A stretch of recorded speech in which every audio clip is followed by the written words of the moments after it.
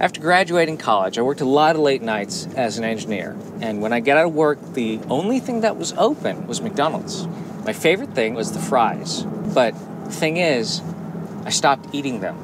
I felt guilty about eating their food. So that's why when they asked me to help you find answers, I was a little skeptical at first. But then I thought, maybe this is a chance to get to the truth.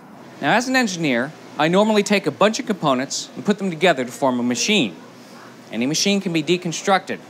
And by looking at the assembly process in reverse, you can get a better idea of how it's made. And that's what I'm going to do with McDonald's French fries. I'm going to reverse engineer the whole process. I'll start with a fully finished fry, and in the end, hopefully, I'll have a potato that came straight out of the ground. So, Coco, I've been asked by people, are the fries even made out of potatoes? Are they, ground up and mushed into the fry shape? Sure, that's why I'm glad you're here today. We're going to take you through the whole process so we can make sure you have your answers. Okay, from the very end all the way back to the beginning. Yes.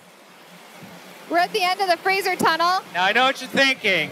These look like potatoes, but are they really potatoes? Let's go check out the rest of the process. All right. So this whole thing is the freezer tunnel. Yes, it's about 50 yards in length. So the fries go in unfrozen, they come out frozen. What about me? What if I went in one side and came out the other? It would turn you into a Grantsicle. So what's before freezing? So these are actually cooked. Yeah, they're partially fried, and then the final preparation is done at the restaurant. Why do you partially fry them? Well, we want to make sure we get that crisp outer shell. Yes. I like that part. Yeah. So before they're partially fried, what happens? This is the ingredient dip where we control the color, and we're adding dextrose, a natural sugar, to make sure that we get a consistent color no matter what time of the year it is. Also, sodium acid pyrophosphate. What is that? That's going to make sure that we control the graying after freezing. So this is all about maintaining consistency all throughout this process. Yes. It's no wonder that the fries always taste the same. They always taste really good. Let's keep going back. All right, Coco, so here's a big one.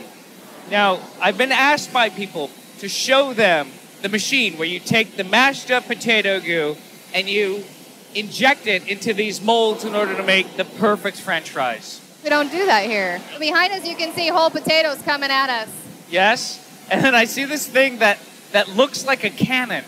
It works similar to a cannon. We're lining up the potatoes in a tube with high pressure water and shooting them through a water knife here. It's precision cutting. What? Check that out. That is crazy. How fast do they fire through here? 60 to 70 miles per hour. So, Coco, where does the ammo for the potato gun come from? Let's go find out. So these are all the potatoes coming in. I mean, some of these are huge. That one's as big as my forearm. Are you using GMO potatoes? No, we don't use GMO potatoes for McDonald's fries, but we do use different varieties. So we have russet Burbanks and Umatillas. Potatoes are just like people. They come in different shapes and sizes. And they're all beautiful. They're all beautiful. So I've been all through this factory, and I've seen the potatoes come off the trucks. I got one final question. Where does this come from? So all around us, under these vines, we'll find what makes mac fries. All right. Clear the vines away, start digging. Am I doing good? You're doing well. It's like an Easter egg hunt.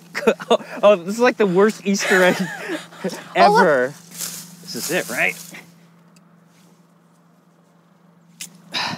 See? A real potato. This is where it all begins. So you wanted to know where McDonald's fries come from, or if they're even made out of potatoes. So I went to Simplot, I went backwards through the whole process, saw exactly how they're made, and traced it all the way back to here, to this, potato. Pretty simple. I know you have questions, I have questions too. So keep asking, and I'll find the answers.